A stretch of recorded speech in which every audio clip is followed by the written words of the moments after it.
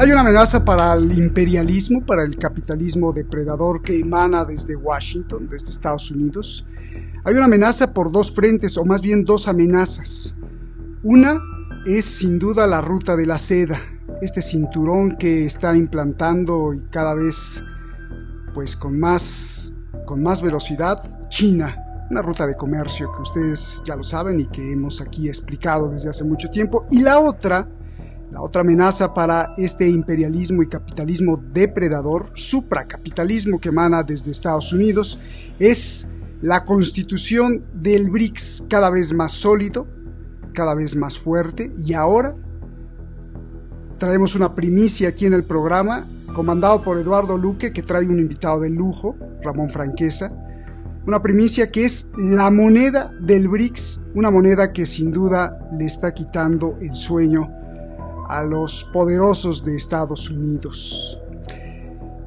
Y quizá con estas dos amenazas, la ruta de la seda, el BRICS, se pueda entender por qué estamos viendo tanta crisis en el mundo, sobre todo los puntos calientes, sobre todo las guerras, sobre todo la muerte de muchos niños y la muerte de muchos ciudadanos.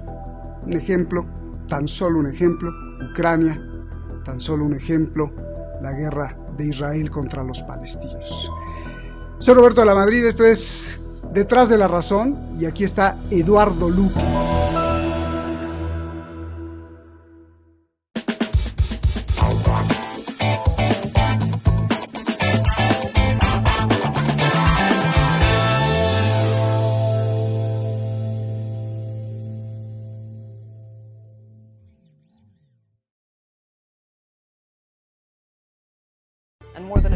Rusia recibirá a 24 líderes mundiales y a representantes de 32 países en la cumbre de los BRICS. Lugar: Kazán, Rusia. Fecha: 22 de octubre de 2024. El presidente ruso, Vladimir Putin, dijo que la contribución a la economía mundial del grupo BRICS ya ha superado a la del G7. Development Bank. Still, current members are divided over expansion. China wants the group to get bigger as it tussles with the US over trade and geopolitics. Los BRICS están integrados por 10 países: Brasil, Rusia, India, China, Suráfrica, Irán, Arabia Saudí, Emiratos, Egipto y Etiopía, y otros 30 han mostrado interés en asociarse con el grupo, como Turquía.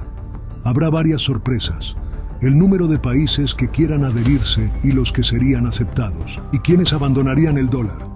Pero la principal es la primicia que trataremos hoy, la nueva moneda del futuro, que prometen los BRICS. Todo esto en medio de la guerra Israel-Hamás, Líbano-Irán, y en medio de la guerra Ucrania-Rusia, y en medio de la preocupación de hoy de Europa, cree que podría haber una tercera guerra mundial. La Agencia de Inteligencia de Corea del Sur informó que Corea del Norte envió 1.500 soldados a luchar contra Ucrania. La OTAN diría que habría un tercer país en discordia. Todo esto en medio de que Putin ha dicho que jamás permitirá que Ucrania se haga con bombas nucleares.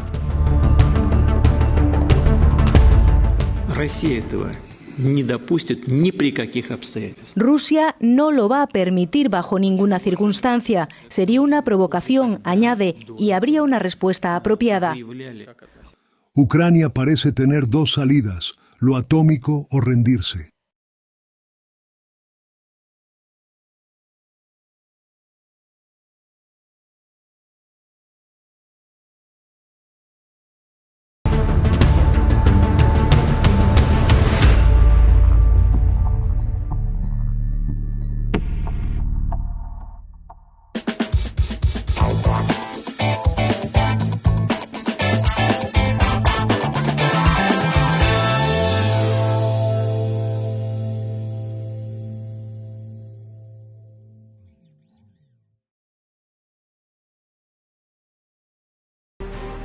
Muchísimas gracias siempre por unirse, muchísimas gracias por defender este espacio que, bueno, pues ya está ahí.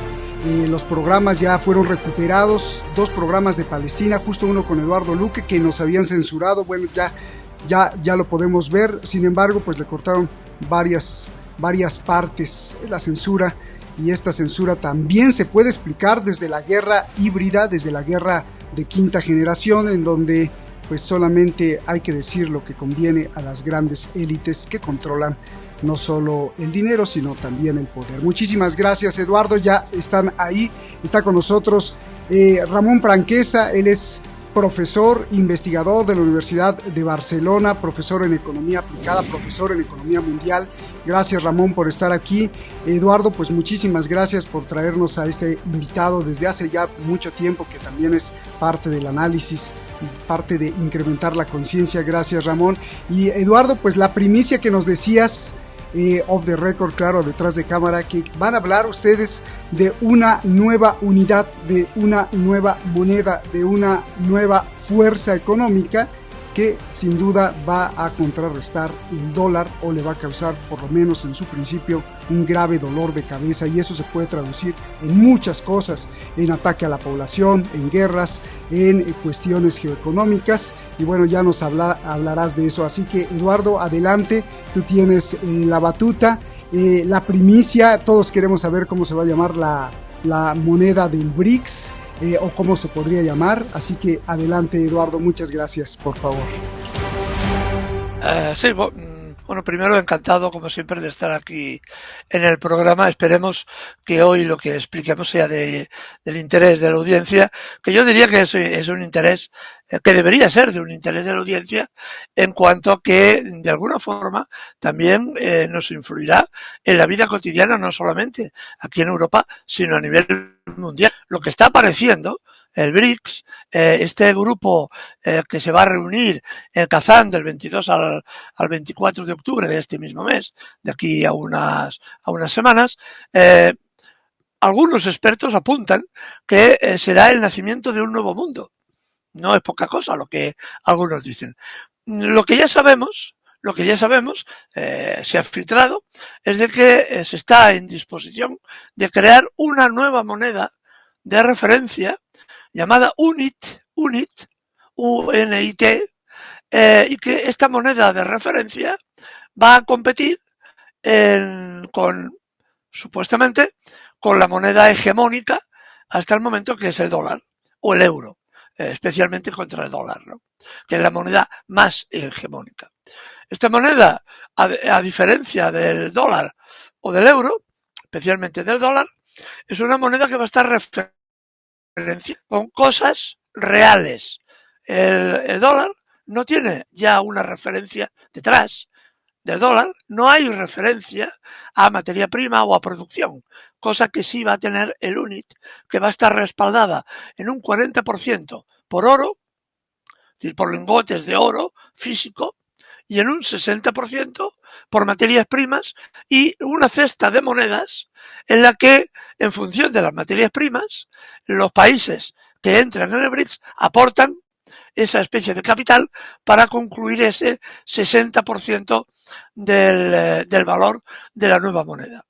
En principio será una moneda digital, una moneda que será de referencia, porque será, ya se sabe, una moneda muy estable, a diferencia de lo que es el dólar, que continuamente tiene vaivenes altísimos de bajadas y subidas, y es una referenciada con mucha fuerza, porque no va a tener estos vaivenes, va a tener una base material sobre la que asentarse, y la credulidad de la gente sobre ese tipo de moneda va a estar basada en hechos reales, en hechos cuantificables.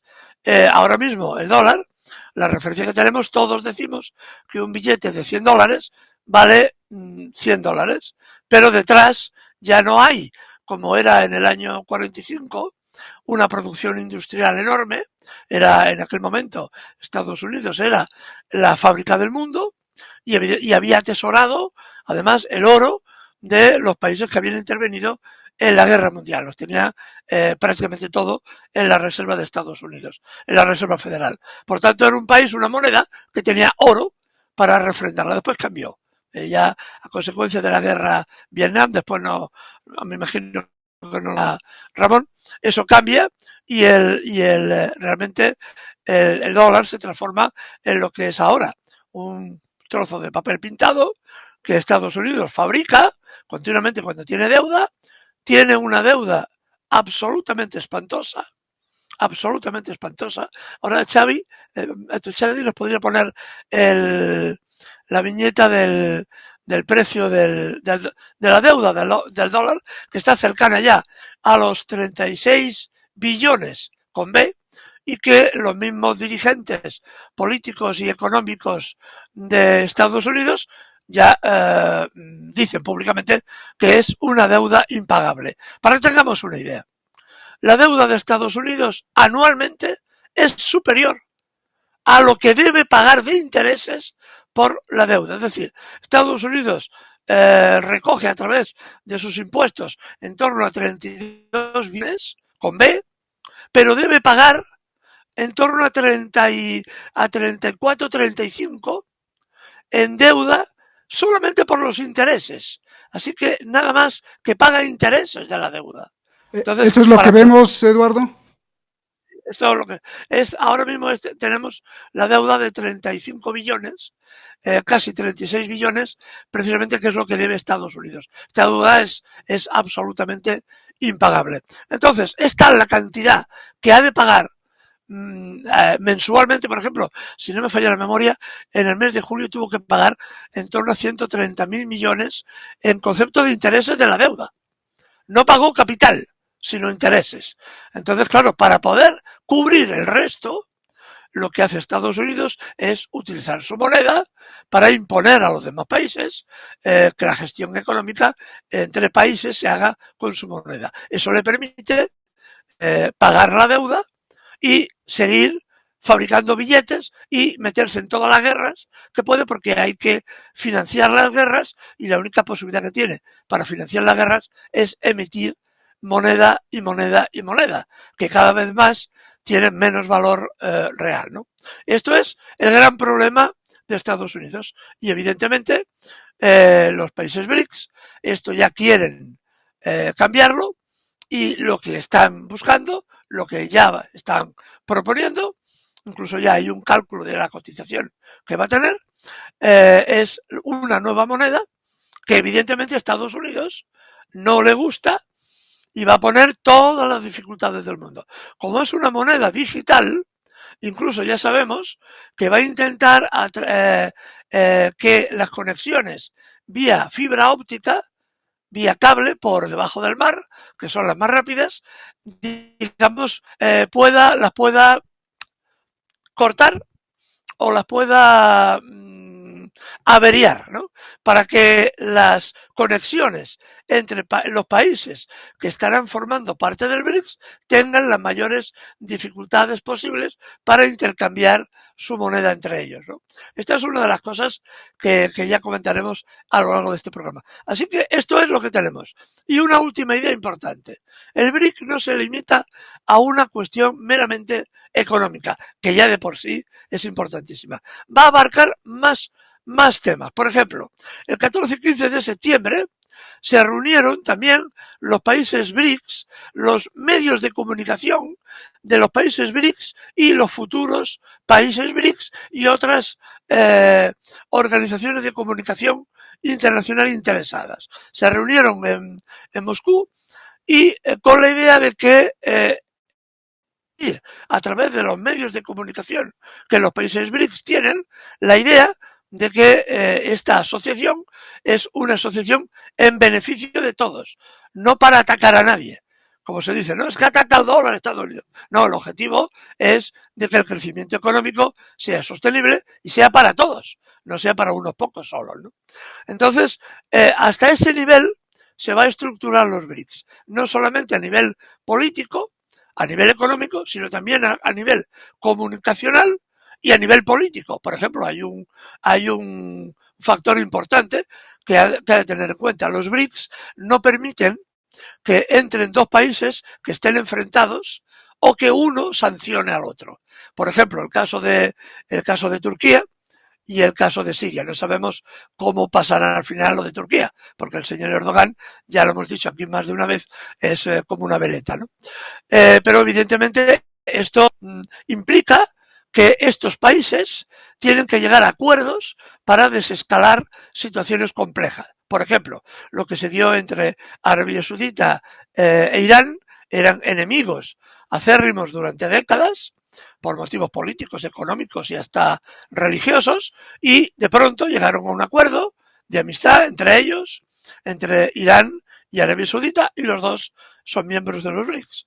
O entre Arabia Saudita y Siria, también enemigos acérrimos, que ahora han intercambiado embajadores. Esto es también fruto de la política de los BRICS de apaciguar los enfrentamientos entre naciones y potenciar el comercio internacional para establecer nuevos nodos de desarrollo al margen de lo que es Occidente y Estados Unidos. Muchas gracias por abrir la discusión, Eduardo. Ahí estamos viendo la gráfica que nos traes, 35 mil millones de dólares debe Estados Unidos en su deuda.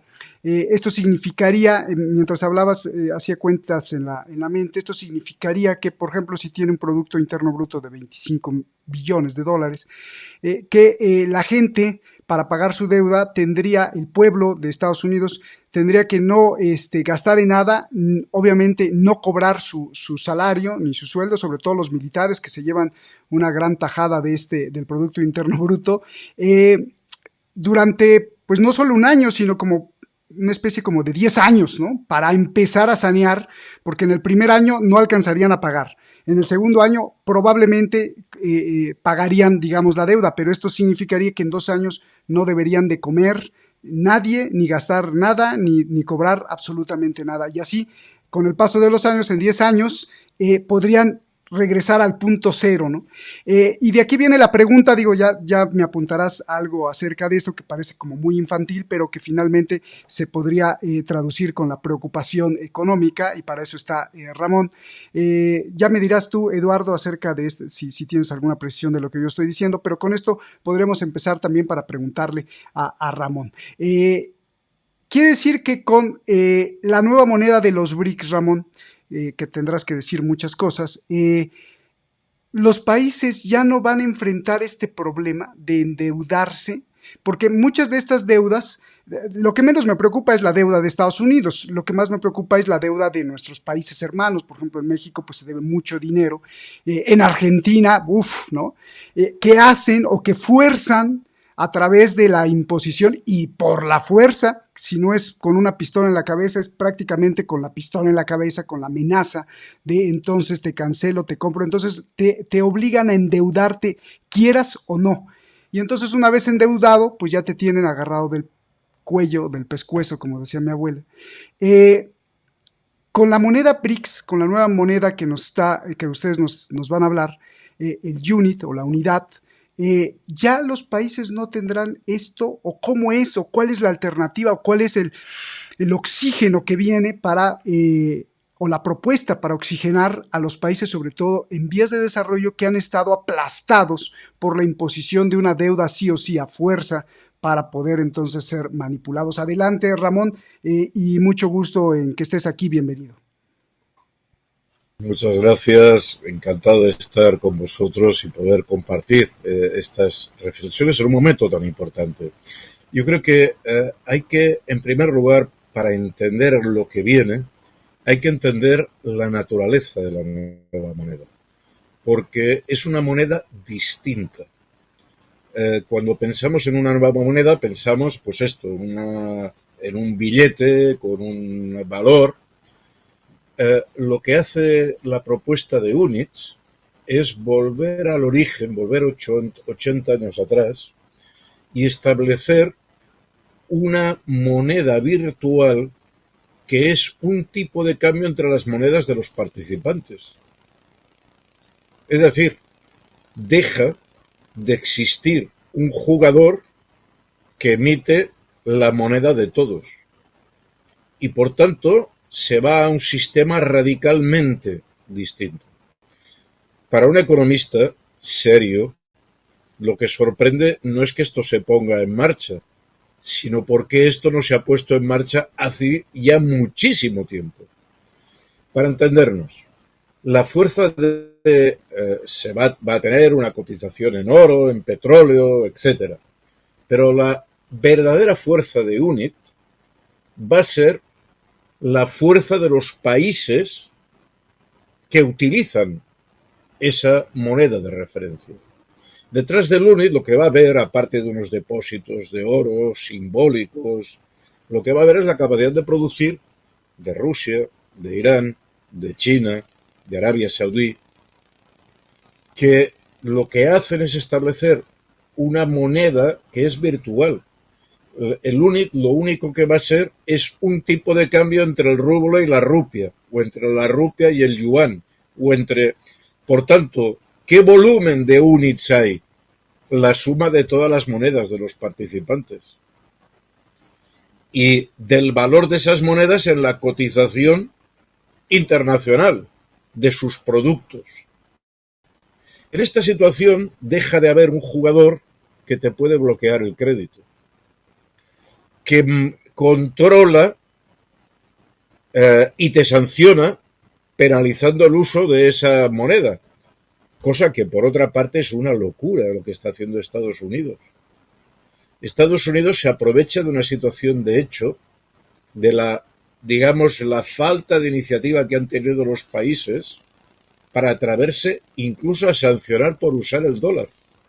En realidad Estados Unidos debería pagar para que los países utilizaran el dólar, porque eso es lo que le ha permitido tener esa deuda gigantesca. Porque, a diferencia de lo que ocurre en otros países, Estados Unidos, cuando le falta dinero para pagar las armas, lo que hace es imprimir dólares, cosa que no puede hacer China, cosa que no puede hacer la India, no puede hacer Rusia. Tienes que tener producción real detrás, porque si no te encuentras con una terrible inflación. Estados Unidos lleva 80 años abusando de esta posición. Y ha llegado un momento que ha tirado tanto de ella que ha roto la cuerda, ha roto la goma. Entonces, para que el espectador lo entienda, lo que van a poner en marcha los BRICS a partir de Kazán es establecer, es algo parecido a lo que hace 30, 40 años hizo Europa. Antes de que tuviera el euro, puso en marcha otra moneda, que era una moneda virtual, que era el ECU. Y el ECU era un tipo de cambio con el marco alemán, con la peseta, con la lira, de tal manera que cada moneda sabía con cuántas monedas se cambiaba por las otras. Y tú podías hacer negocio entre Italia y España con liras y pesetas porque tenías esa relación de cambio sin tener que pedir créditos a terceros. Bien, esto es lo que va a poner en marcha los BRICS. De hecho, vuelvo a decir, se vuelve a algo parecido a lo que se hizo en Bretton Woods hace 80 años, cuando se puso en marcha el actual sistema monetario alrededor del dólar. El dólar, de hecho, no se pensaba más que como una moneda que iba a dar solvencia, que iba a servir de tipo de cambio. Y de hecho se le limitaba en que si fabricaba muchos dólares, los países le podían exigir a Estados Unidos oro en función de ese tipo de cambio. Oro en kilos de oro, ¿eh? Bien, Nixon en el 72, cuando ya el gasto militar se empieza a crecer en Estados Unidos, rompe, deja de pagar en oro los dólares, porque había muchos países que pedían, Francia en particular, que se le devolviera el oro por lo que valían. Lo sorprendente es que cuando esto ocurre, el dólar no se hunde. Y en parte esto tiene que ver con la inercia que se produce en el mundo financiero. Había una moneda de referencia, todo el mundo estaba acostumbrado a ello, y de hecho el dólar desde el 71-70 ha sobrevivido pues 50 años más, dejando de ser cambiable por oro. ¿Y ahora qué hacen los BRICS? Ponen una serie de monedas que se van a intercambiar a una cotización, es decir, a una cantidad de units para cada una de ellas, y permite que cualquier operación luego se convierta en otras monedas a cambio de esto y mantiene una parte pequeña en materias primas reales, oro, petróleo, etcétera. Pero lo fundamental es que va a activar la economía. Lo que comentabais antes, ¿esto va a resolver el problema del crédito? Bueno, en parte. Tú vas a poder pedir crédito a India, a China, siempre que seas capaz de exportar algo. O establecer un mecanismo para poderlo devolver. Lo que pasa que una vez pidas ese crédito no te vas a encontrar que de golpe tu deuda se multiplica porque cambia la cotización del dólar. Es decir, en América Latina, Estados Unidos ha utilizado esto de manera tramposa. Y de hecho, ha cobrado varias veces los préstamos que dejó. Porque cobraba el tipo de cotización. Y eso genera una deuda eterna. No puedes devolverla nunca. Sin duda, el centro de este sistema es China. ¿Pero qué es lo que quiere China? China no quiere arruinar a los países. China lo que quiere es que le compren sus productos. Y para que te compren tus productos, su filosofía es que tú tienes que crecer. Por tanto, a China le interesa que un país desarrolle su red ferroviaria, que un país tenga más puertos, que un país tenga capacidad para producir cosas, porque si te quiere vender coches, tú tienes que producir algo. Y producir algo que se pueda cambiar y que reciba un precio razonable. Porque si no recibes un precio razonable no vas a poder comprar coches. Y esta es la fuerza enorme que tienen los BRICS. Los BRICS están ofreciendo, más allá de una moneda, un proyecto de desarrollo que Estados Unidos hace mucho ha negado a los países en vías de desarrollo. Y por tanto lo que está ofreciendo es, oye, vamos a dar valor a tus cosas, vamos a dar valor a tu moneda y tú me vendes cosas que yo necesito y yo te vendo cosas que produzco y que quiero seguir produciendo y ampliando, aunque me sancionen y no me dejen venderlo en la Unión Europea o en Estados Unidos.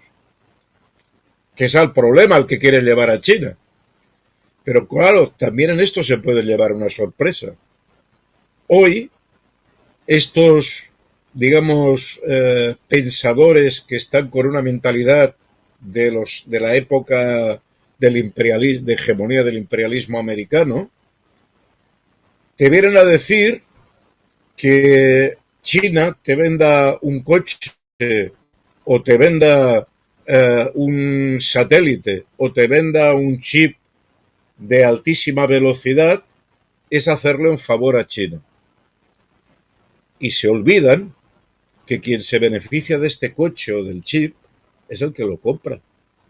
Y se beneficia para poder desarrollar su sector científico, para poder robotizar sus factorías, para mejorar la conexión por Internet. Claro, igual dentro de unos años nos encontraremos que Estados Unidos pedirá la guerra contra China porque no le vende determinados productos industriales. En este momento hay ya algunas cosas divertidísimas. Europa ha sancionado a Rusia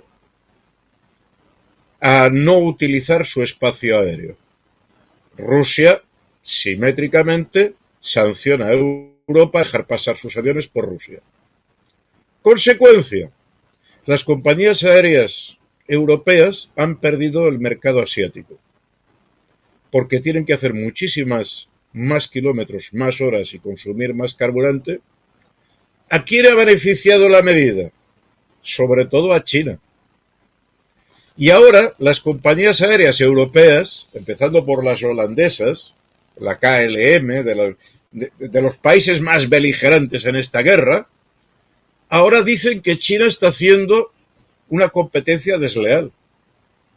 ¿Competencia desleal? ¿Quién se ha metido en ese jardín? ¿Quién empezó a poner sanciones? Que se les ha vuelto en contra. Por tanto, yo estoy de acuerdo con Eduardo con lo que decía de que esta reunión va a ser histórica. Va a ser histórica porque cambia el sistema monetario, no lo va a cambiar de un día para otro. Pero lo que vamos a ver es que cada vez más países se van a enganchar a ese sistema. Un sistema que además es muy simple desde el punto de vista tecnológico, porque la clave es Internet. Atención, no son monedas virtuales. Un día podríamos hablar de los bitcoins y tal, que también van a tener un futuro complicado. Son monedas que se intercambian virtualmente a través de Internet. Pero son monedas reales detrás de cada país, en cada país. Un yuan es un yuan y con un yuan yo me puedo comprar una barra de pan o un kilo de arroz. Y por tanto eso tiene un valor real, material. Un rublo es un rublo y yo puedo comprarme una barra de pan en Moscú, tiene un valor real para comprar mercancías reales. Y atención, tienen un valor mucho más estable que el que tiene el dólar. Que ahora, quien está fabricando monedas a mansalva de manera irresponsable son los Estados Unidos, para salir del déficit en que se han metido con la carrera militar. Y atención, también ahí, tener déficit puede ser interesante. Es decir, fabricar más dinero para activar la economía no es algo que sea pecado, no es algo que sea intrínsecamente malo. Si yo me endeudo para construir un ferrocarril, o para construir una carretera, o para crear una red telefónica, gracias a esto mi país va a ser más productivo y voy a poder recuperar este dinero. Pero Estados Unidos está gastando dinero expuertas no para mejorar su red ferroviaria o su red energética, sino para gastarlo en el sector militar. Y encima, pierde las guerras. Que digamos sería en lo que debes medir la eficiencia del gasto militar.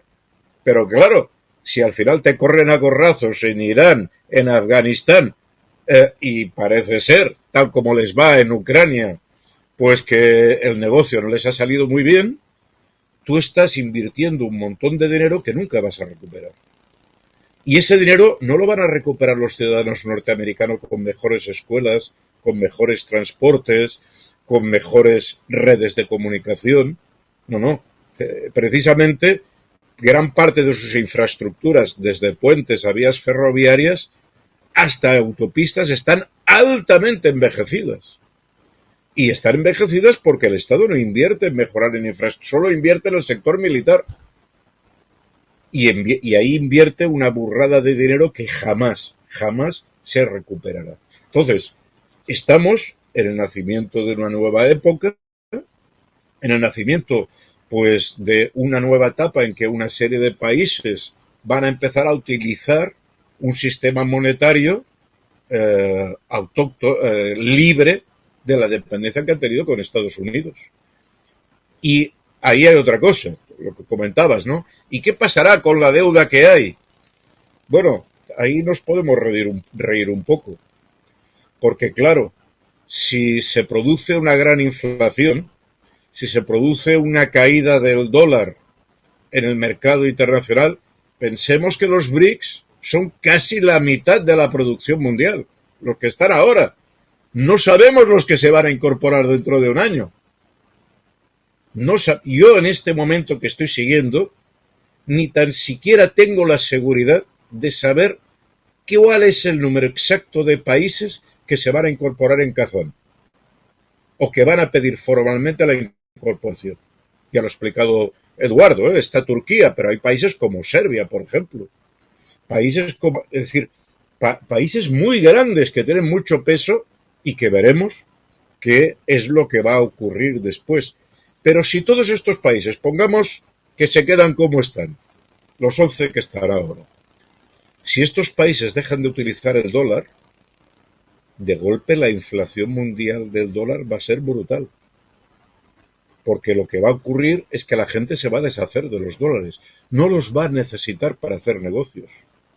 Tampoco los va a necesitar para ahorrar, porque el dólar se va a desvalorizar mucho. Por tanto, va a ser una mala moneda. Y cuando hablo de dólar, no solo hablo de billetes, hablo también de los bonos del tesoro. La gente que tiene mucho dinero, claro, la gente normal, pues a veces ahorra en dólares y guarda unos cuantos dólares por si pasa algo, porque se desvalorizan menos que las monedas nacionales. Pero los millonarios de verdad no ahorran billetes verdes. Su ahorro es en bonos del tesoro, que mantienen el valor como el billete verde, pero además te dan intereses. Pues bien, toda esa gente que tiene bonos del tesoro, si se empieza a devaluar el dólar, aunque te den el 10%, si el dólar se devalúa en 30%, es un mal negocio.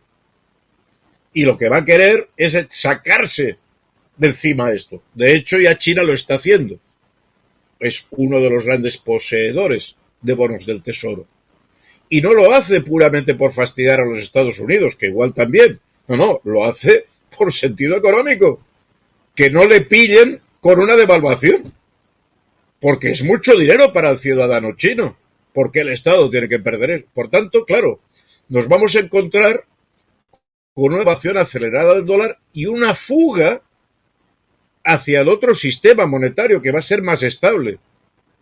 El UNIT, la tasa de cambio con el rublo, con el yuan, va a ser mucho más estable. No digo que a lo mejor haya un país que haya, yo qué sé, una situación especial, un problema y que su moneda se devalúe, pero no el UNIT.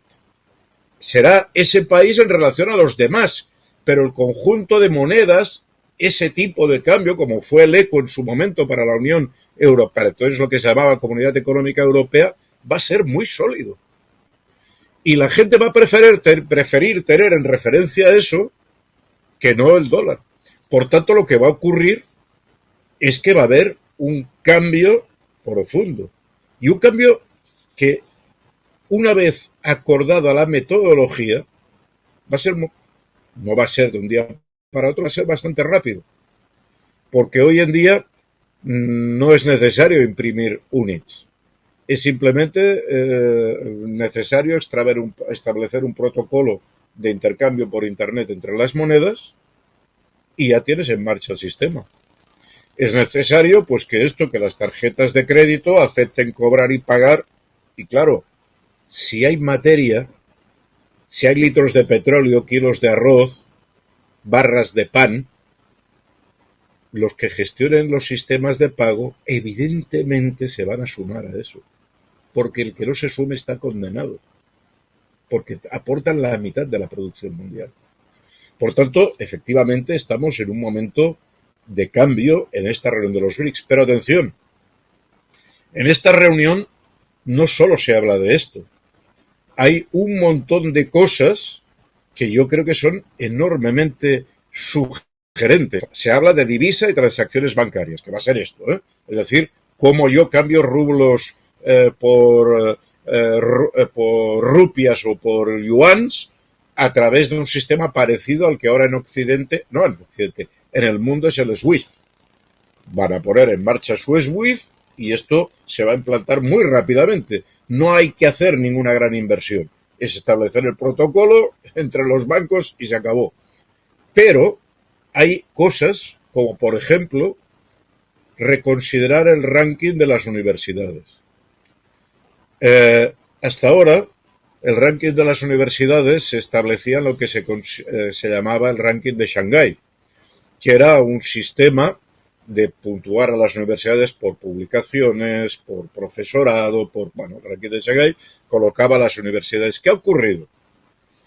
Que las universidades occidentales han empezado a ir muy mal.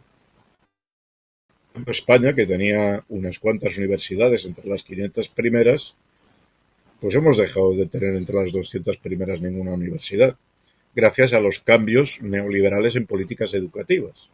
Reducción de personal, privatización de la investigación, etcétera. Bueno, entonces, ¿qué hacen? Cambiar de criterio y se han inventado una nueva lista que ahora la establece el Reino Unido, en que las primeras universidades son todas occidentales. Pero claro, esto no quiere decir que sea real. Tú puedes inventarte un marcador propio para decirte que eres el más espejito, espejito, que eres el más guapo del mundo. Yo, vale. Pero atención, porque cuando tú tengas un problema de ingeniería, de medicina, lo que quieres es una buena universidad y que eso esté bien medido. El hecho que los BRICS desarrollen un sistema propio de medida quiere decir que están disputando la creación tecnológica. Y esto se va a hacer en Kazán, ¿no? Para poner otras cuestiones, conferencias sobre estandarización. Claro, para poder hablar, para poder avanzar hacia un mundo competitivo, un mundo que es capaz de confluir y sumar el esfuerzo de los países, el tema de la estandarización es muy importante. Los británicos han seguido conduciendo por la izquierda para evitar que otros les metieran coches en el Reino Unido. Tener un diferente sistema de enchufe o de unidades de medida, o tener un tipo de tornillo que no acopla con la otra máquina. Bien, pues ahora resulta que los BRICS han decidido que van a estandarizar su producto industrial, que el sistema de paso de los tornillos debe ser compatible para que yo pueda ensamblar maquinaria producida en diversos países. El sistema de voltaje, la estandarización. El tema de todo lo que es la programación informática. El tema de anticorrupción. Claro, normalmente Estados Unidos aparece como riñendo siempre al resto del mundo por lo corruptos que son todos los países del tercer mundo. Pero se olvidan que es verdad que en el tercer mundo hay corrupción, hay gente que se vende. Lo que no se acostumbra a señalar es que la gente, las empresas que sobornan, son las empresas occidentales. Una cosa son los sobornados y otra los que sobornan, los que crean lobos, que corrompen. Y bueno, el hecho de que los BRICS pongan en marcha sistemas de control de la corrupción también nos están dando señales de por dónde van a ir los tiros en la actualidad. No es un y podríamos seguir con multitud de campos que se están abarcando, pero vuelvo a lo que decía antes. El primer problema es que este es un secreto geopolítico. No se sabe, y estamos hablando de una reunión que empieza el 22 de octubre, no se sabe cuántos países el 22 de octubre van a pedir incorporarse a los BRICS. Sí sabemos que el 1 de enero incorporó a 6 países y dejó afuera a Argentina porque, en fin, el preclaro de Milei decidió bajarse del tren. Allá él, lástima para el pueblo de Argentina. Pero no sabemos cómo este año se va a cerrar. Y lo que sí sabemos es que hay movimientos muy importantes. Y nosotros que estamos hablando desde Europa, al menos hay 2 movimientos que llaman mucho la atención, porque Europa ha tenido 2 estados, digamos, castigados sistemáticamente por la Unión Europea, como han sido Serbia y Turquía, sistemáticamente humillados, independientemente de las políticas interiores y de los personajes que los gobiernan. Pero son estados que casi, digamos, Europa los trataba como vasallos, que llevan 30 años intentando entrar en la Unión Europea y ahora no por esto, mañana tampoco por lo otro, pero tú tienes que admitir mis productos. Y tú tienes que armonizar tu sistema y bajar tus aranceles, pero luego yo a ti no te dejo entrar en el juego. Pues bueno, 2 de estos países, que no son los países más importantes del mundo, pero tampoco son cualquier cosa, como son Serbia y Turquía, están girando y están diciendo nos hemos cansado de la Unión Europea. Y ahí nos están ofreciendo una ventana a la que vamos a solicitar ver si nos podemos incorporar o en qué condiciones nos dan. Porque también otra de las cuestiones que se van a tener que solventar es que este proyecto, para no morir de éxito, va a tener que empezar a desarrollar institucionalmente cómo construye todo esto. Y hay otra cosa no menos importante. Entre los asistentes a Kazán estará el secretario general de Naciones Unidas. El señor Guterres ha sido invitado y va a tener que ir porque es la mitad del mundo. Y esa mitad del mundo, los BRICS, también tienen cuentas pendientes con la institución Naciones Unidas. ¿Por qué ningún país latinoamericano está en el Consejo de Seguridad? ¿Por qué resulta que Estados Unidos tiene la mayoría en el Fondo Monetario Internacional o en el Banco Mundial? Podría ser explicable en el año 45, que tenía el 80% del Producto Mundial. Pero en el año 2024,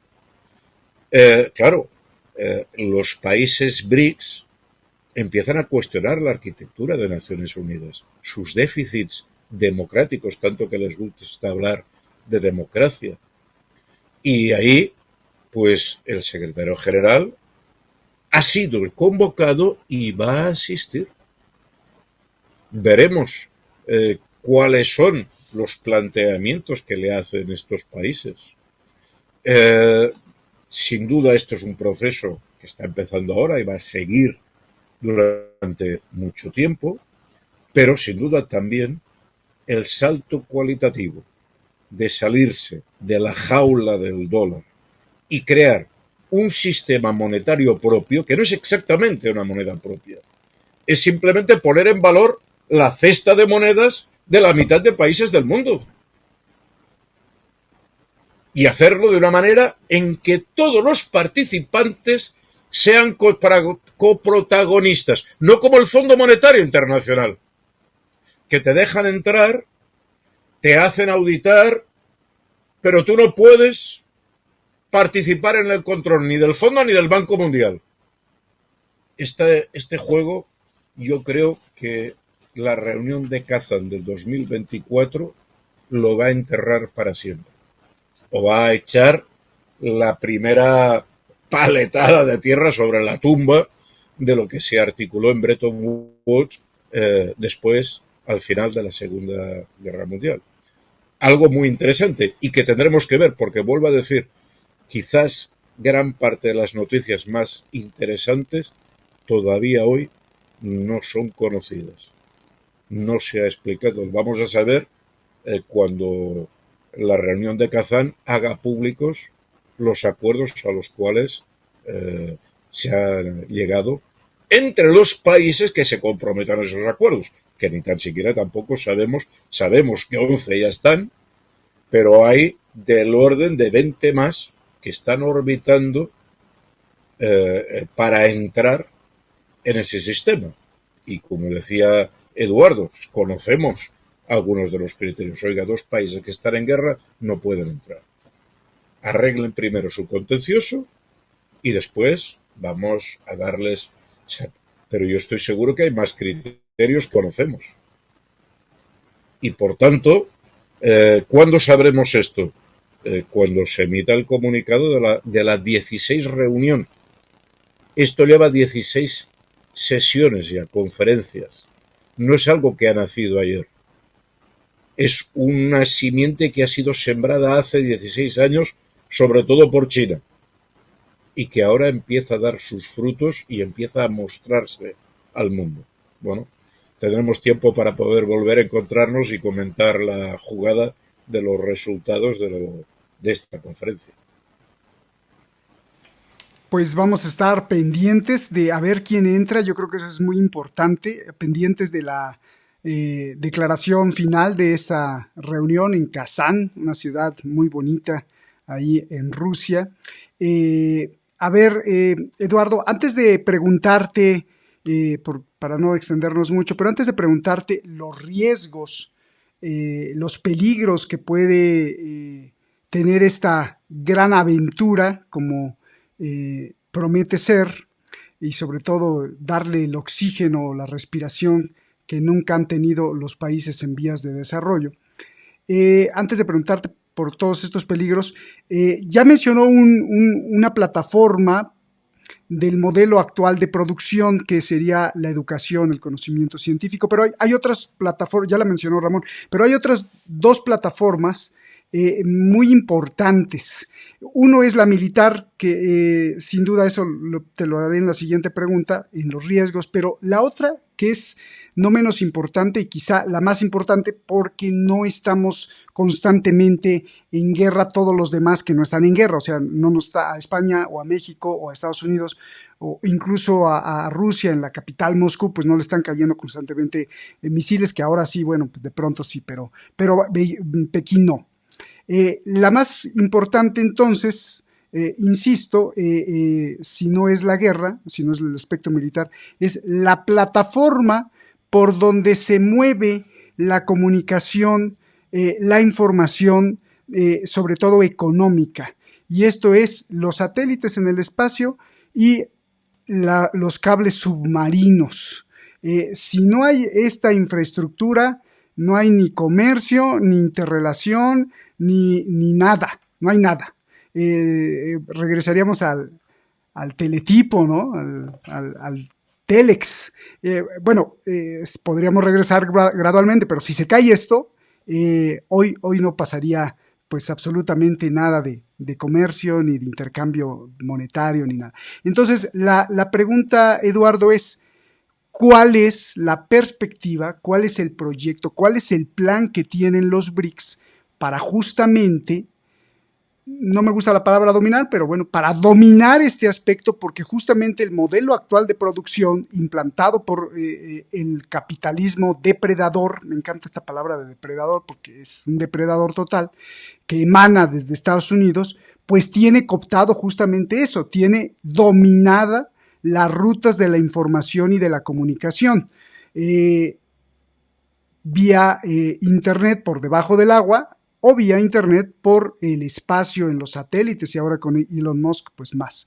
¿Qué están planeando los BRICS en cuanto a esto? Porque esto es esencial para la ciencia, para lo militar, para la economía, para el comercio, para la medicina, y pues para la vida prácticamente humana, en el sentido de como la conocemos hoy en día. Por favor, Eduardo, y disculpa que me extendí en la pregunta. No, absoluto. No, realmente la clave del proceso de interacción entre los países BRICS y el comercio internacional está en la comunicación. La clave es Internet, pero no el espacial, sino la fibra óptica submarina, que es mucho más rápida, mucho más eficiente y incluso mucho más efectiva en cuanto a que su interrupción se ha demostrado que es más segura. Pero claro, todo el mundo sabemos que lo que vamos a ver, lo que ya se está librando, aunque no lo sepamos, o tengamos muy poca idea, es que hay una auténtica guerra submarina en este momento entre países del BRICS y los países occidentales liderados por Estados Unidos, que saben que mientras ellos controlen las grandes líneas de comunicación de fibra óptica submarina, ellos pueden imponer las condiciones y pueden evitar el desarrollo de los países BRICS. Solo que han tenido un problema. Como la avaricia de todos estos países es enorme, las compañías chinas y las compañías hindúes han ido comprando empresas también que estaban trabajando con fibra óptica submarina y han ido colocándose en los consejos de administración. De forma tal que se han dado cuenta, en un momento dado, que eso existía y eso ponía en peligro la primacía que tenía Estados Unidos y Occidente sobre los países emergentes, ¿no? El caso de Huawei, lo recordaremos hace unos años, que detuvieron a la CEO de esta empresa, no era tanto por un problema de competencia entre móviles, que Huawei los fabricaba buenos y de buen precio, sino porque Huawei también dominaba y controlaba grandes redes de comunicación de fibra óptica. Y eso no era soportable para Estados Unidos. Hicieron una añagaza, detuvieron a la mujer, la tuvieron, me parece que fueron 3 años detenida, sin ningún tipo de cargo, sencillamente porque sí, hasta que consiguieron un acuerdo razonable para desmontar una parte de la empresa y evitar que China controlara una parte de la fibra óptica submarina.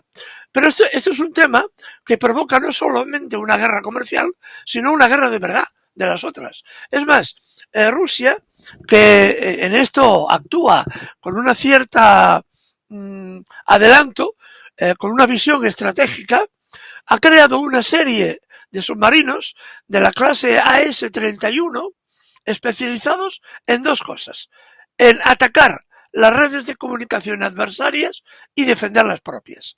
Entonces, hay varios, me parece que son 2 submarinos de esta categoría especializados en inmersión profunda y que son capaces de, en un momento dado, de cortar las líneas de comunicación de fibra óptica de Estados Unidos y Reino Unido con Europa.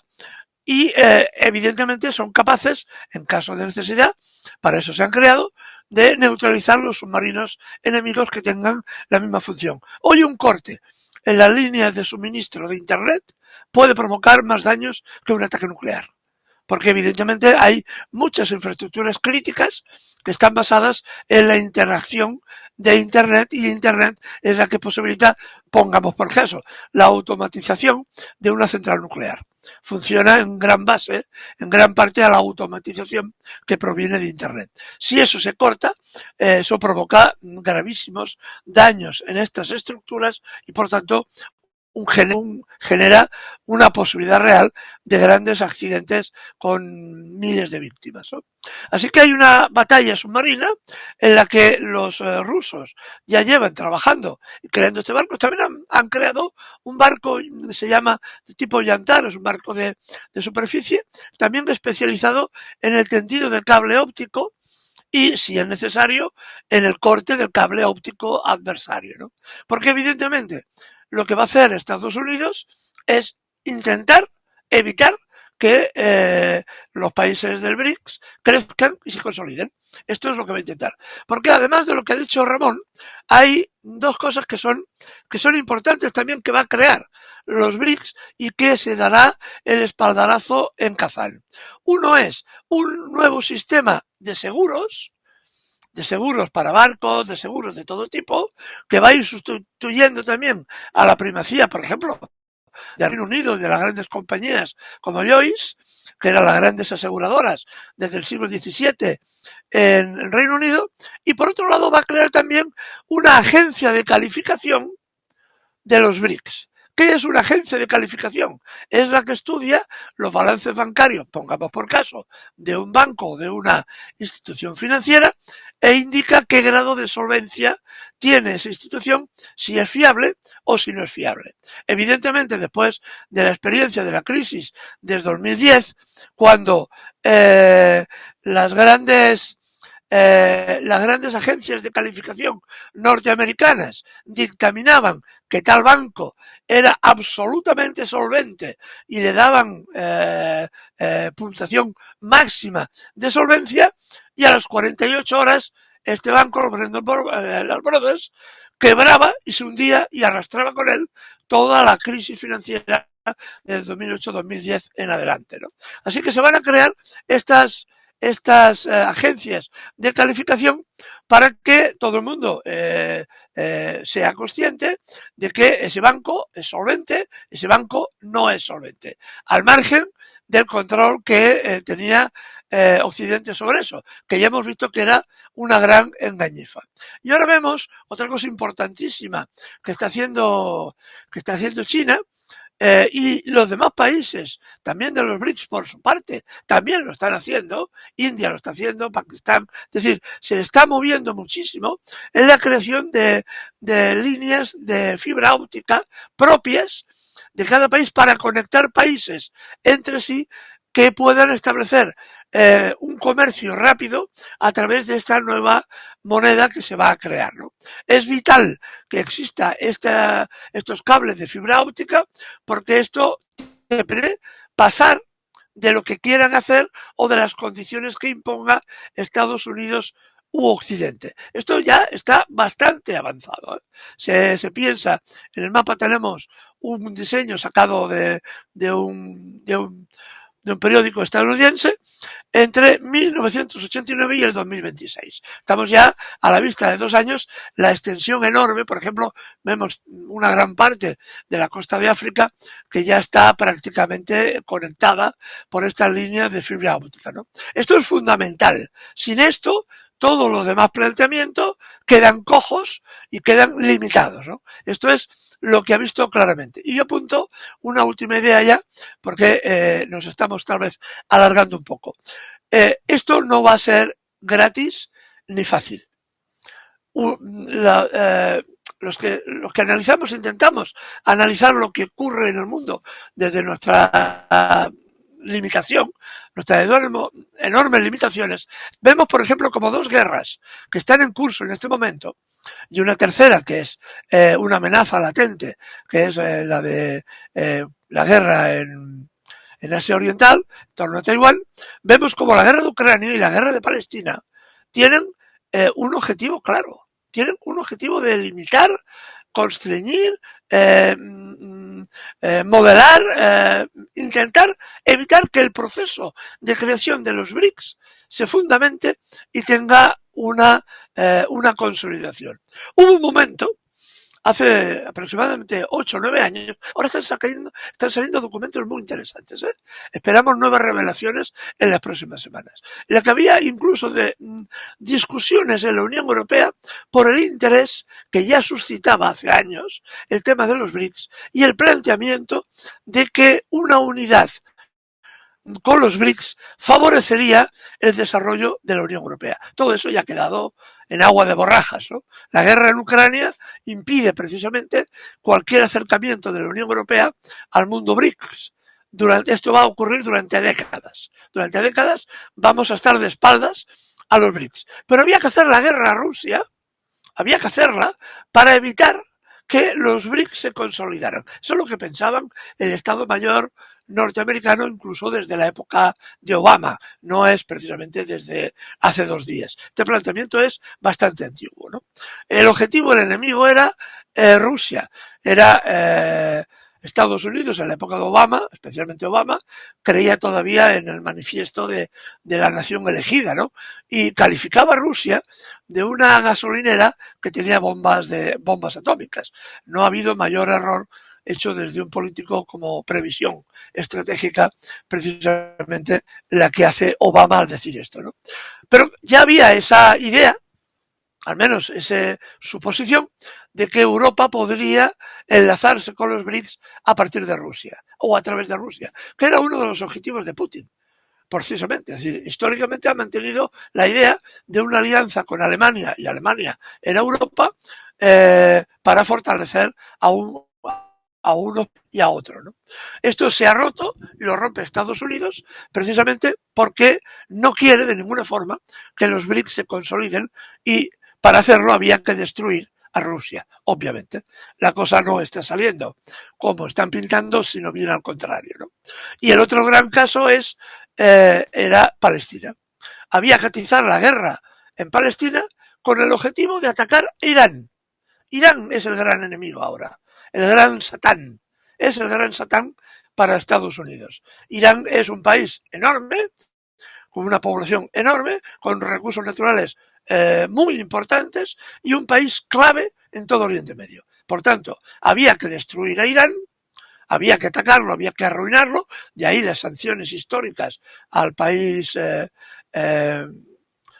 persa durante tantísimos años y ahora que la situación ya se ha visto una consolidación por parte de Irán que ha entrado en los BRICS, ahora lanzamos una guerra de destrucción con la idea de que Israel ataque en un momento dado a Irán y este país quede completamente arruinado.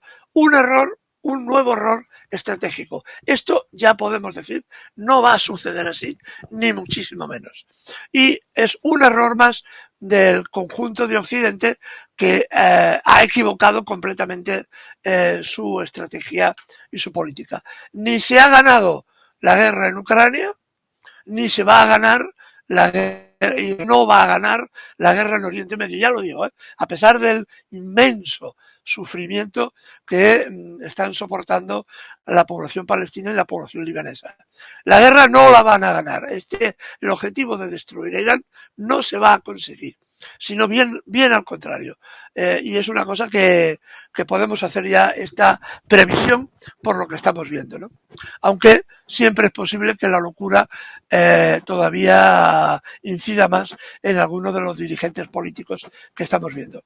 Así que hay una relación directa entre la guerra en Ucrania, la guerra en Palestina, la guerra en Oriente Medio y el desarrollo de los BRICS. Y dos puntuaciones más. Por eso, de esos países que decimos que no sabemos cuántos van a entrar realmente en los BRICS. Hace 4 días, no más, Nigeria, uno de los mayores productores del mundo de petróleo, me parece que incluso de África es el primero, ya ha decidido que no va a intercambiar su petróleo con dólares, va a utilizar su moneda. Por tanto, se abre paso claramente. Nigeria, que es el mayor país en población de África, no es poca cosa, y además con grandísimas reservas de petróleo, se abre ya al tema de los BRICS. No sé si Nigeria entrará en Kazán o no lo sabemos. Es, como decía Ramón, una incógnita que resolveremos de aquí a pocos días, ¿no? Lo que sí es cierto es, como ya apuntamos, que estamos asistiendo al nacimiento de un nuevo orden mundial, de un nuevo mundo. Veremos como todos los partos, desgraciadamente, todos los partos vienen envueltos con sangre. Y este nacimiento también está envuelto en sangre.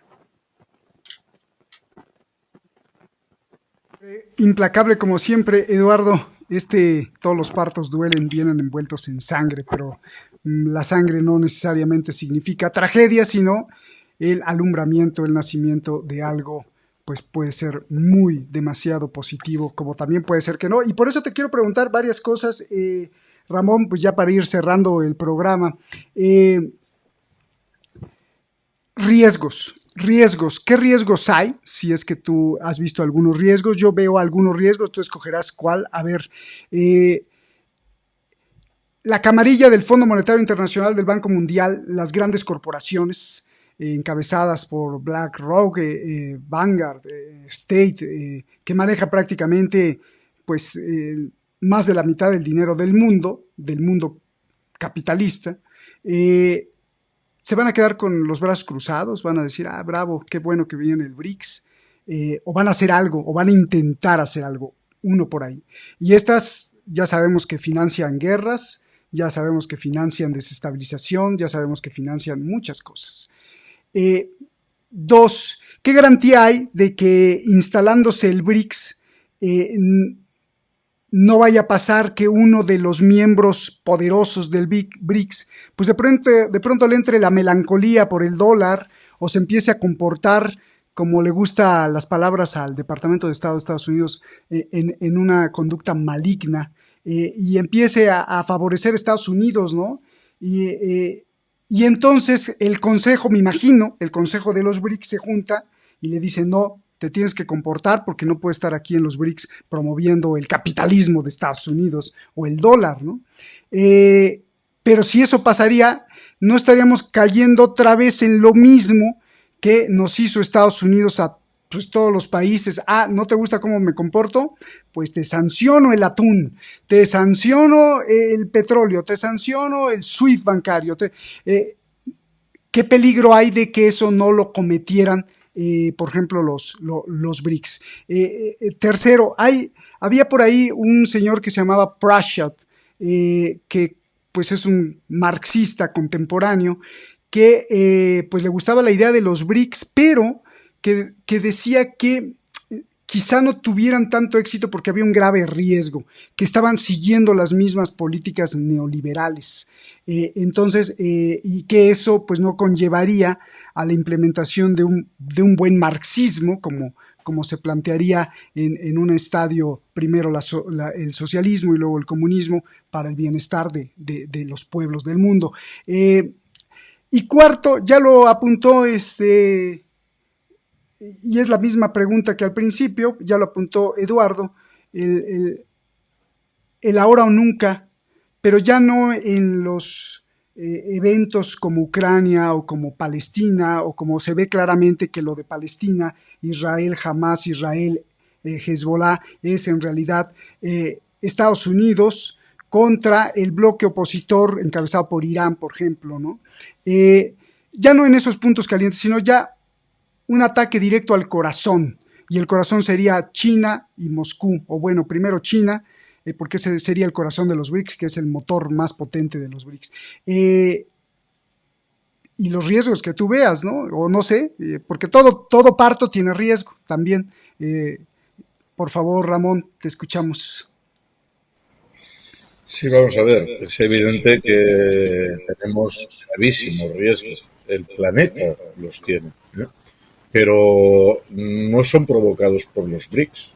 Es que en parte emergen los BRICS para intentar dar una respuesta a una situación que al parecer no tiene salida.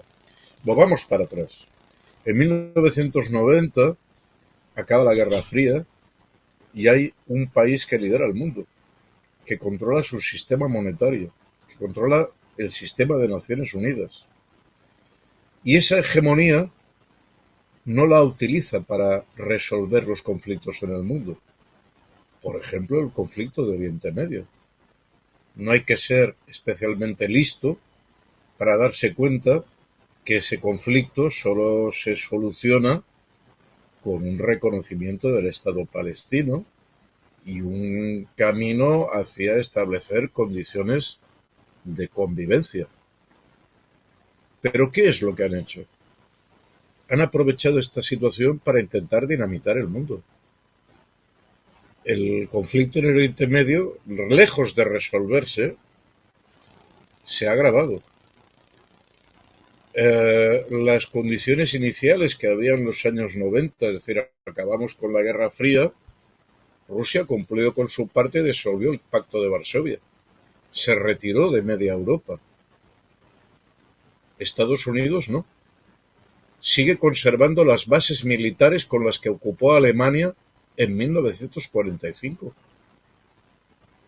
Y ya no hay ejército alemán nazi, ni tampoco hay Pacto de Varsovia. Y en cambio, lo que hizo fue extender la OTAN y amenazar de manera creciente a Rusia, hasta que consigue producir un conflicto y que sea la otra parte la que empieza el conflicto para culpabilizarlo. Es decir, Estados Unidos ha demostrado que no sabía gestionar el camino hacia un mundo mejor. Un mundo mejor desde el punto de vista climático, con el ecosistema. Hemos visto presidentes de Estados Unidos haciendo barbaridades con esta cuestión, insistiendo en permanecer en un sistema de energías fósiles al precio que fuera, intentar. Ahora luego aparecen como muy modernos y imputan al resto de países pero son ellos los máximos destructores del planeta en consumo. Entonces, claro, el problema de partida es que ha habido una hegemonía que no ha sabido gobernar el mundo. Yo creo que esto es el tema más grave. Y a mí lo que me preocupa más y lo que debería preocupar en primer lugar a los ciudadanos del mundo es que encontremos una salida que no pase por la destrucción de nuestro planeta, por una guerra, por una tercera guerra mundial. Recordemos, esta semana Biden pedía ahora acuerdos para limitar la nuclearización a Rusia y China, pero se olvida que fue él el que se saltó los acuerdos de no proliferación militar de manera unilateral. Entonces, claro, hay un mundo que se agota, que demuestra que no sabe gobernar, y para mí el máximo riesgo es cómo salvamos el planeta, cómo encontramos un camino que ponga por delante la negociación. Que si India y Pakistán tienen un conflicto, lo que se trata es que los BRICS intervengan para encontrar una salida. No que intervengan para provocar una guerra para vender armas. Y como tenemos un mundo lleno de potenciales conflictos, con más de 30 conflictos militares abiertos, en África, en Asia. Lo que necesitamos es buscar la armonía, buscar de qué manera conseguimos evitar lo peor. Y hoy en día, los únicos que ofrecen este programa son los BRICS, porque los otros nos siguen hablando de estados terroristas, de estados parias, de la necesidad de intervenir, bueno, está visto que esto no ha resuelto a nadie, ni en Afganistán, ni en Irak, ni en Palestina, y lo que tenemos son muchos más muertos que los que teníamos hace 30 años. Los BRICS intentan un camino que no va a ser fácil, porque el punto de partida es un mundo que tiene muchas cuentas pendientes. Cuentas a veces muy pequeñas, en el marco del mundo.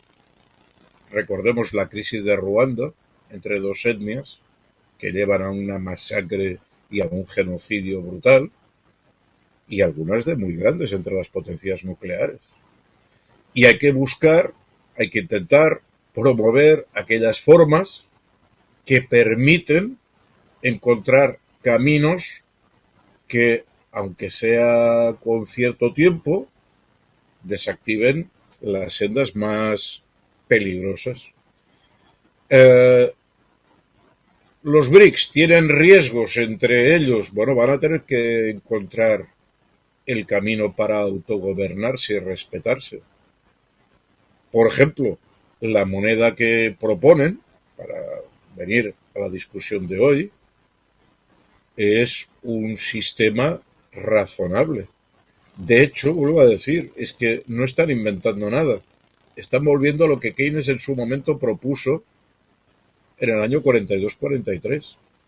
Hagamos un fondo común, establezcamos un nivel de intercambio entre nuestras monedas, que nadie tenga una posición hegemónica, y aquellos que tienen un mayor nivel de desarrollo apoyen a aquellos que están más atrasados.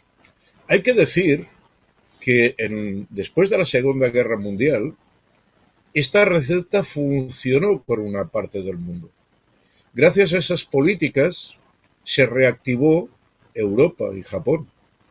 Lo que pasa que una vez se recuperó Alemania, Francia, Italia, y vino la hora de llevar ese desarrollo económico a los países que habían sido colonizados, entonces se acabó el Plan Marshall, se acabó la voluntad de cooperar y ayudar, y empezó a desarrollarse una relación desigual en lo que se buscaba era crear un endeudamiento perpetuo para que los países en vías de desarrollo vendieran las mercancías, sus recursos naturales, al mínimo precio posible. Desapareció la voluntad de un progreso compartido. Hoy, el discurso del nuevo Banco del Desarrollo, con sede en Shanghái, es este.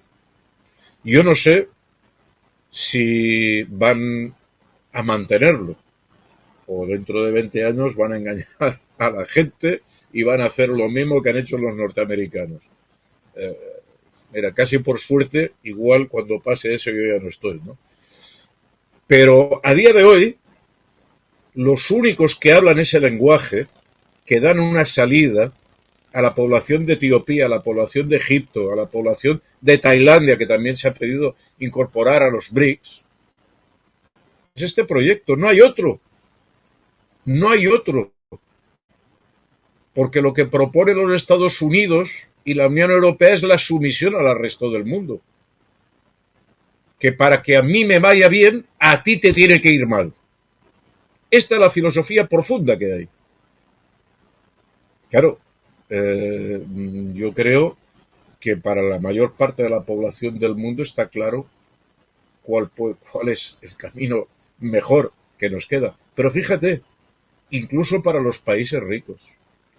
Porque al final, este mundo de escalada militar, de escalada de destrucción ecosistémica, de creciente desequilibrio entre pobres y ricos, lo que está pasando en los países desarrollados, en que la pobreza está aumentando. Esto no lleva a una sociedad más justa y más estable. Esto nos lleva a convulsiones de todo tipo, que pueden ser convulsiones como las que apuntan en Francia de movilización social para exigir un mayor reparto de la riqueza, pero también pueden ser movilizaciones conservadoras, reaccionarias, como las que vimos en el proceso electoral de Estados Unidos, en que casi vivimos un golpe de Estado en directo. Porque un mundo que no da espacio a la gente no es viable ni en Tailandia, ni en Estados Unidos, ni en Europa. Y hay que buscar otra vía, una vía que nos permita un desarrollo razonable, un nivel de vida razonable, un camino que te explique por qué con esas inversiones en ferrocarriles, en la ruta de la seda, pues si hacemos esto, dentro de 10 años estaremos mejor de lo que estamos ahora. Porque mientras tanto lo que nos dice el Fondo Monetario y el Banco Mundial es que los jóvenes van a vivir peor que sus padres. Que se vayan preparando. Este es el mensaje que dan. Deben soportar más desigualdad, menos derechos sociales, porque el mundo ya no puede ser que seamos tan complacientes con la gente pobre. Tiene que ser más desigual. Bueno, ante ese dilema, pues quedémonos con el mar menor, ¿no? Intentemos ver la botella medio llena que nos ofrece la conferencia de Kazán, que nos ofrecen los BRICS, que no están exentos de riesgo, pero que al menos ofrecen una luz y una vía para resolver los conflictos. Porque, vuelvo a decir, a día de hoy, ¿qué solución aporta la OTAN a conflictos como el de Palestina? ¿Dónde estaremos dentro de 50 años? ¿Seguiremos matando niños palestinos por la televisión? Viéndolo. ¿Qué solución aportan a la guerra entre Sudán del Norte y Sudán del Sur? ¿Qué solución aportan a la ausencia de desarrollo en Nigeria o en tantos y tantos países? La solución que les dan es renunciar a su país y los más espabilados que se arriesguen a cruzar Río Grande o el Mediterráneo a ver si consiguen después, una vez lleguen a Europa o Estados Unidos, tener un espacio. Eso sí, trabajando mucho y con muy pocos derechos. Ya no es el mundo occidental ese sueño que nos daban en las películas de Hollywood. Desgraciadamente es más bien un mal sueño, ¿no? Lo que tenemos. Claro. Guerra, una juventud que no puede, en los países desarrollados, que no puede casarse, que no puede tener familia porque no tiene recursos. Claro. Gente viviendo en las mientras tanto, las grandes corporaciones financieras, los fondos de inversión, año tras año, multiplican sus beneficios, pero a costa de que más gente quede por debajo del límite de pobreza. Bien. Bueno, seguro que la senda que nos ofrecen los BRICS tiene riesgos, pero no tenemos mucha alternativa. Si te parece, Ramón, vamos a seguir discutiendo esto acabando la cumbre, ¿no? Te lo digo porque, pues, Eduardo tiene una agenda apretadísima y ahorita creo que ya lo exportaron a otro programa y tiene que intervenir en otro programa, así que, pues, me da muchísimo gusto de que estés aquí, escuchar todas tus palabras y, Eduardo, pues, si cierras con unas palabritas rápido. Igual tú, Ramón, pero así de 10 segundos, la usura... Bueno, le cedo el tiempo a Eduardo, que ya he hablado demasiado. Muy bien. La usura, el sionismo, que lo ha explotado súper bien, lo que sea, ojalá que no se meta por ahí con unos bombazos. Por favor, Eduardo, y nos vamos. No, es lo que os decía al principio, ¿no? Estamos enfrente del nacimiento de un nuevo mundo y como todos los nacimientos, viene con dolor y sangre. Desgraciadamente, esto es lo que tenemos y desgraciadamente es lo que estamos viviendo ahora y en un futuro inmediato. Esta es mi última reflexión ahora. Hasta la vista. Creo que es esencial una conclusión tuya rápida. Se tuvo que ir Eduardo, y pues también cierra con unas palabras para cerrar este programa, que fue, yo creo que muy alumbrador, muy explícito, y nos explica perfectamente el panorama que tiene el ciudadano del mundo. Por favor, Ramón. Bueno, yo creo que hemos de ver las próximas semanas cuáles son los resultados de esta cumbre. Deberemos valorar pues los pasos que se dan hacia adelante en el corto plazo para abrir vías al desarrollo de los pueblos que ahora mismo tienen obstáculos para poder ejercer con plenitud su potencial, porque también hay que ver, el mundo tiene muchos problemas hoy, pero hoy los países del sur global, los países de la semiperiferia en particular, tienen un gran potencial intelectual, tienen gente que ha conseguido alcanzar niveles educativos notables y que pueden aportar mucho en la vida profesional, pero necesitan espacio, recursos para poderlo hacer. Y yo estoy convencido de que de esta conferencia de Kazán se van a abrir al menos algunos espacios, pues esto, para poder acceder a créditos, para poder acceder a intercambios, para poder encontrar mecanismos para resolver los problemas que existen entre países en vías de desarrollo, mecanismos que no sean destructivos y abran caminos a la cooperación y eviten que las diferencias que a veces, las dificultades que hay entre grupos étnicos, entre países, sean explotadas para promover conflictos que nos dejan en el subdesarrollo y en la pobreza. Yo creo que hemos de ver con esperanza, pero bueno, en todo caso tendremos ocasión después de esta cumbre de poder analizar los resultados. Pues muchas gracias Ramón, nos estamos viendo, gracias por estar aquí, gracias por explicarnos, compartir tus investigaciones, tu reflexión, tu conocimiento y tu información. Gracias, un abrazo grande, hermano, gracias como siempre, y gracias a todos que nos ven. Por favor, ya saben, compartan y discutan esto, es lo más importante, para generar pues una luz siempre de crítica, de análisis y de conciencia. Nos vemos hasta la próxima. Muchas gracias.